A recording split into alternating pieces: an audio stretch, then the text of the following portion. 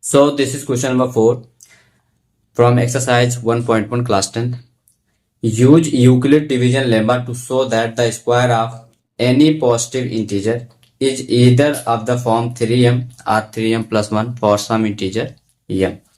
Question ये कह रहा है कि यूक्लिड डिवीजन लेमा का यूज करना है और शो करना है कि square of any positive integer, कोई पॉजिटिव इंटीजर आपको लेट करना है और उसका स्क्वायर किसके रूप में आएगा, 3m प्लस 1 के रूप में आना चाहिए। तो सबसे पहले हम क्या करेंगे, लेट करेंगे। लेट, अब ये पॉजिटिव इंटीजर की बात कर रहे हैं तो कोई इंटीजर हम ऐसा लेट कर लें। Let A B the positive integer.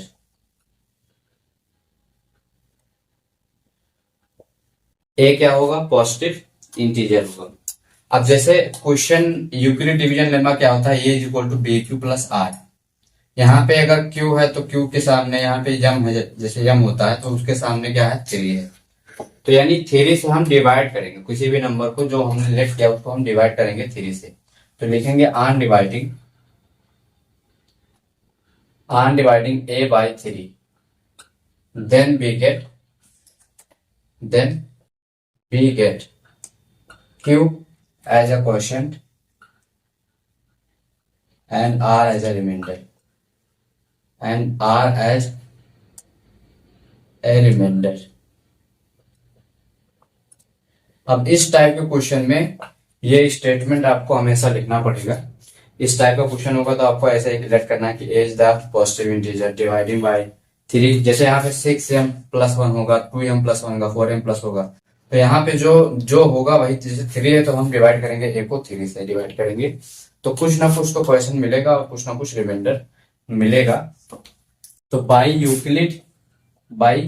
Euclid division lemma क्या होता है, a इज इक्वल टू क्या बनेगा यहाँ पे, a is equal to 3q plus में r। वह जो हमारा r है वो बड़ा होगा 0 के या बराबर होगा और छोटा होगा 3 के। इसका मतलब कि जो r की वैल्यू होगी वो 0 से लेकर 1 और 2 होगी, लेकिन 3 से छोटी होगी। तो r की वैल्यू आप क्या ले सकते हो, 0 1 2।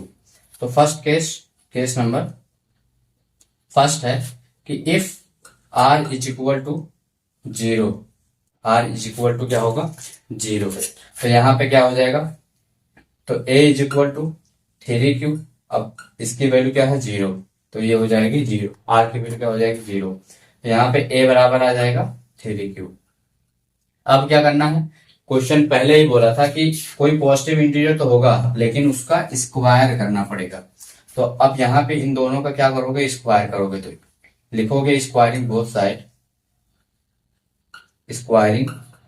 साइड।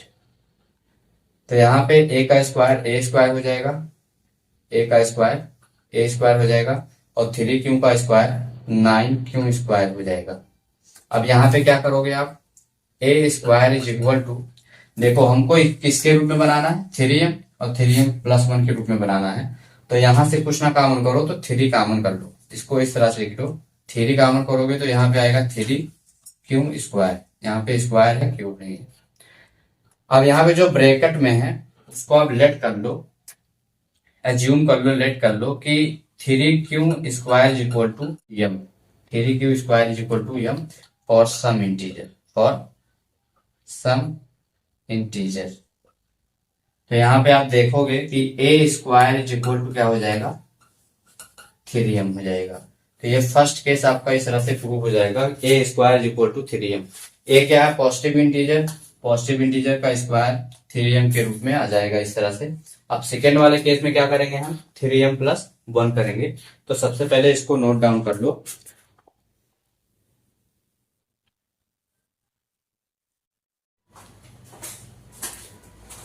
अब इसका सेकेंड केस क्या होगा, सेकेंड केस में हम देखेंगे कि r की वैल्यू क्या लेंगे, हम 1 लेंगे, r की वैल्यू यहाँ से 1 ले लेंगे। तो यहाँ पे क्या हो जाएगा, a बराबर 3q प्लस में r की वैल्यू क्या हो जाएगी 1। अब करना क्या है, पॉजिटिव इंटीजर यानी a का स्क्वायर करना है। तो दोनों तरफ स्क्वायर करने पर यानी ऑन स्क्वायरिंग बोथ साइड, तो यहाँ पे a स्क्वायर क्या हो जाएगा, a स्क्वायर और इसका 3q प्लस 1 का होल स्क्वायर हो जाएगा। अगर ये होल स्क्वायर आप निकालोगे तो यहाँ पे 3 का स्क्वायर 9 क्यू स्क्वायर हो जाएगा, यहाँ पे प्लस 1 का स्क्वायर 1 हो जाएगा, और प्लस में 2 इंटू थ्री 6 क्यों हो जाएगा इस तरह से। अब यहाँ पे जो ये प्लस 1 है इसको उस तरफ लिख देंगे, तो ए स्क्वायर इज इक्वल टू क्या हो जाएगा 9 क्यू स्क्वायर प्लस में 6 क्यू, और ये प्लस 1 इस तरह से लिख देंगे। अब यहाँ पे क्या हो जाएगा ए स्क्वायर इज इक्वल टू, इन दोनों में से क्या कॉमन कर लेंगे 3, क्योंकि हमको 3 की जरूरत है। बाकी क्यू भी कॉमन हो रहा है लेकिन क्यू नहीं कॉमन करेंगे। यहाँ से 3 क्यू स्क्वायर प्लस में यहाँ पे 2 क्यू बचेगा, और यहाँ पे प्लस में 1। अब जो ब्रेकेट में उस पे उसको लेट कर लेंगे, लेट 3 क्यू स्क्वायर प्लस में 2 क्यू बराबर में यम फॉर सम इंटीजर, इस तरह से लेट कर लेंगे। तो ए स्क्वायर इज इक्वल टू क्या आ जाएगा 3m प्लस में 1, क्या हो जाएगा 3m प्लस में 1। अब ये नोट डाउन कर लो। इसके बाद क्या लिखेंगे, एक स्टेप और लिखना है। जब ये हो जाए तो आपको लिखना है hence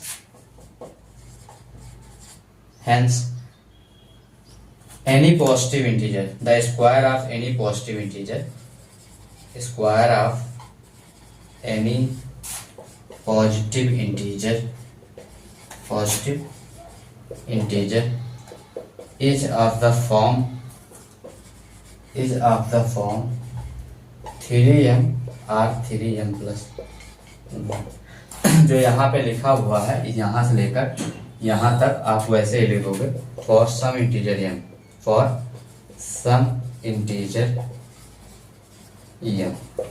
इस तरह से आप लिख दोगे तो ये प्रूफ हो जाएगा। तो होप आपको ये भी क्वेश्चन समझ में आ गया होगा।